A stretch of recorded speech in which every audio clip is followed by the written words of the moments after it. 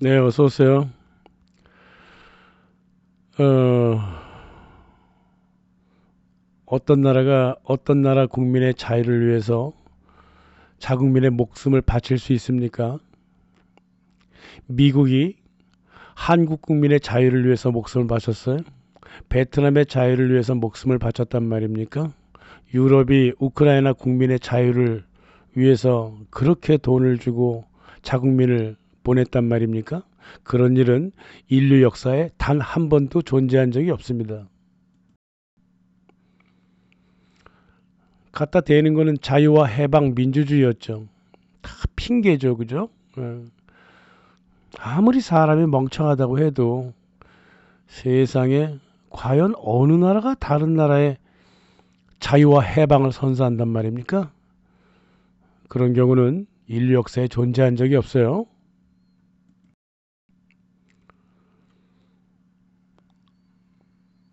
금융가들, 특히나 금융자본가들은요, 전쟁, 재난, 경제 위기를 일부러 만들고 해결책이랍시고 쳐들어가서 자기들한테 이익이 되는 방식으로 환경을 다 조성을 해왔죠. 지난 두 차례의 세계대전이 바로 그런 것이고요. 한국전쟁, 베트남전쟁, 이라크전쟁, 우크라이나전쟁 모두 그렇게 일부러 유발된 사건과 핑계를 통해서 벌어진 것들이었습니다. 전쟁만 그런가요? 경제나 금융 위기도 마찬가지였습니다. 20세기만 해도 얼마나 많은 금융 위기, 경제 위기가 일부러 만들어졌습니까? 물론 핑계는 항상 같죠. 당신 나라의 경제와 금융을 안정시켜 주겠다면서 위선과 거짓말을 앞세워서 그 나라로 쳐들어갔죠. 뭐 대표적인 게 한국 아닙니까? 1997년 IMF 그 경제가 튼튼했던 한국 경제를 금융의 분야를 쳐들어가서 위기를 유발하고 그리고 나서 해결 보겠다면서 구조조정을 강요했고 또 한국의 은행들을 자기들이 다 가져갔죠. 우리 한국 국민들이 신한은행이며 우리은행이며 우리은행도 마찬가지로 하나은행이며 중소기업은행이며 거기 갖다 저축해둔 돈 다 월가 애들이 쓰고 있는 겁니다. 그게 해결책이었답니다. 겉으로는 얼마나 아름답습니까? 금융의 선진화.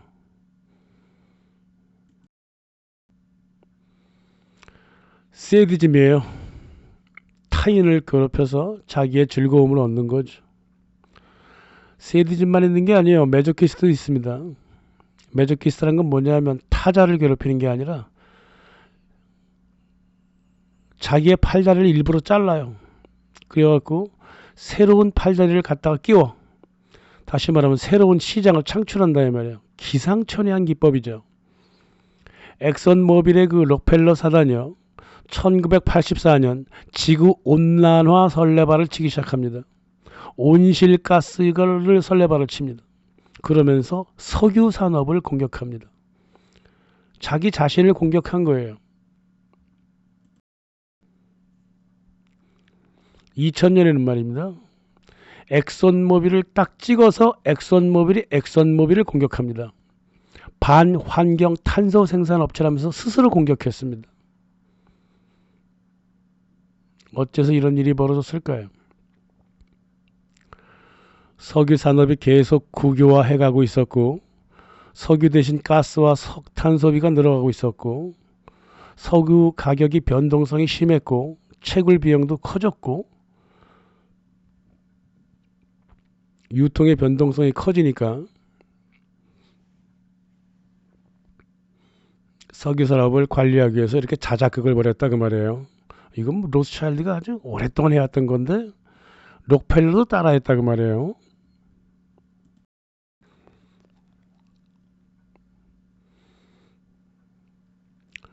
록펠러 엑슨모빌은요 2020년에 2040년을 평가하기를 2040년에도 여전히 석유는 쓰일 것이고 재생에너지라고 해봤자 고작 전체 에너지의 5% 미만에 그칠 것이다. 이렇게 예상을 했습니다. 또 전기 자동차 같은 대체 에너지 물품이라고 불리는 것들 오히려 화석 연료를 더 많이 사용한다면서 좋아했습니다. 따라서 탈탄소 정책이라고 하는 건 누가 봐도 어불성설이었죠.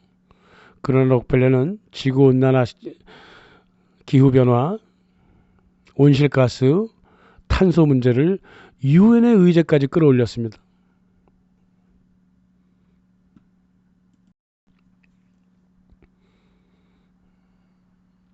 지식이라고 하는 게 말입니다. 진실이나 합리성과는 상관이 없어요. 권력이 그것이 지식이라고 얘기하면 지식이 돼버리죠. 대표적인 게 기후변화 설레발이죠. 지구에 탄소가 많이 쌓이는 것은 소와 가축들이 트림하고 메탄 방귀를 끼기 때문에 지구가 온난화되었다. 이 말을 믿어요. 빌 게이츠도 이런 말 한번 한 적이 있고, 대다수 초가공 식품 회사가 이런 정신분열증적 주장을 했잖아요.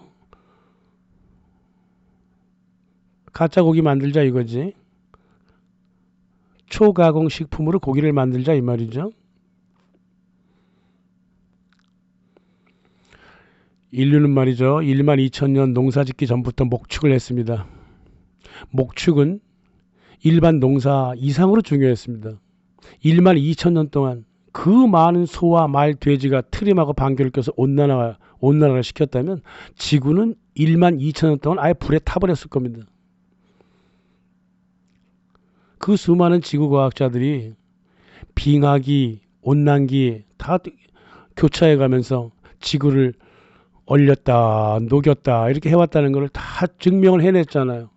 그런 과학적 결과는 다 쓰레기통에 쳐버리고 소가 방귀를 껴가지고 지구온난화가 왔다. 무지성도 어느 정도여야 무지성이라고 얘기하죠. 이건 무지성이 아니잖아요. 정신병입니다. 이거는. 이렇게 억지를 부려도 권력만 있으면 지식으로 먹힌다 이거죠. 록펠러 사단은 말입니다. 엑선모빌은요. 점차 국유화되어가는 세계 석유 산업을 국제법을 통해서 관리하려고 하는 발버둥이었고요. 그렇지 않으면 유엔을 끌고 올 수가 없는 거죠. 또 2000년 들어서는 중국 석유공사라든가 사우디아라비아 아람코 이런 경쟁국가와 경쟁기업들을 통제하기 위한 발버둥이었습니다. 아람코는 워낙 크니까 그 안에 아예 두 손 싹싹 비비면서 안에 들어가서 자리를 차지하고 있었죠. 그리고 또 솔직히 석유화학산업 이외의 다른 에너지를 탐구하고자 하는 그런 목적도 있었습니다. 신생에너지가 뭐가 있을까? 재생에너지가 뭐가 있을까? 어느 시장에 더 한번 진출해 볼까? 이러한 탐구의 목적도 없진 않았다고 말해요. 또한 탄소세라든가 기후 환경 부담금이라든가 이런 전 세계 국민들한테 세금을 때려가지고 자기네들의 이익을 취득하는 달러를 안정화시키고 그러려고 하는 방법 중에 하나이기도 했다고 말해요. 그래서 유엔이 40년간 부르짖고 있는 지속 가능한 어쩌고 저쩌고들 모두 록펠러의 농간이었다 이 말이죠.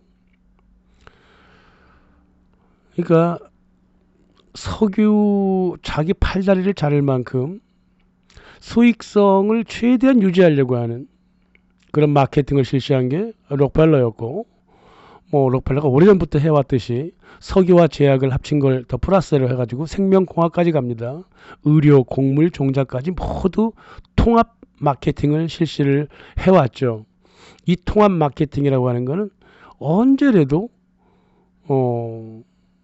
직종을 바꿀 수 있는, 이리저리 바꿀 수 있는 그런 기능을 하고 있단 말이에요. 신자유주의도 실은 이래서 탄생한 거죠. 예.